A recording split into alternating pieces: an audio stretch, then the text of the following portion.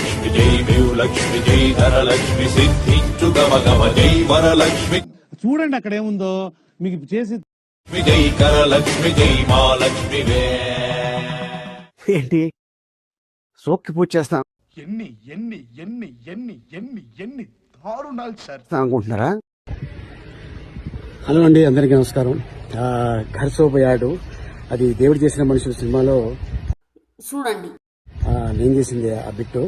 So ఆ బిట్లో అది Bombay company అది వాళ్ళు అది చేయమన్నారు, కానీ చాలా మంది అది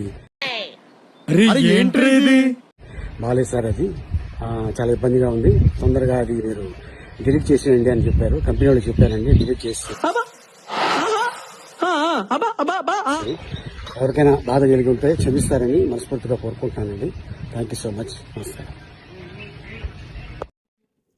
అందరూ తప్పు చేసి తర్వాత సారీ చెప్పడంతో అలవాటు అయిపోయింది భయ్య. అంటే హిందూ వాళ్ళని అందరు చులకనగా ఉంది అందరికి.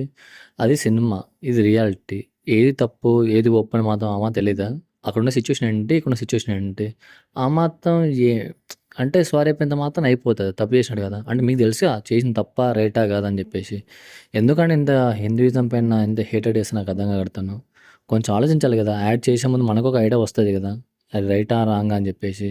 ఇక డబ్బులు వస్తున్నాయి అని చెప్పేసి ఎలా పడితే అలా వేస్తే మాత్రం ఒప్పుకుంటే వర్కౌట్ భయ్య. ఎంతవరకు అంతవరకు అంత మనోళ్ళే అంత మంచి వాళ్ళని చెప్పేసి అనుకోవటం ఉన్నారు అంట. సో దీనివల్ల ఏమవుతుందంటే రెప్యుటేషన్ పడిపోతూ ఉంటుంది. ఇంకా అనుకున్న దానికంటే వేరే వ్యతిరేకత బాగా పెరుగుతూ ఉంటుంది అంట.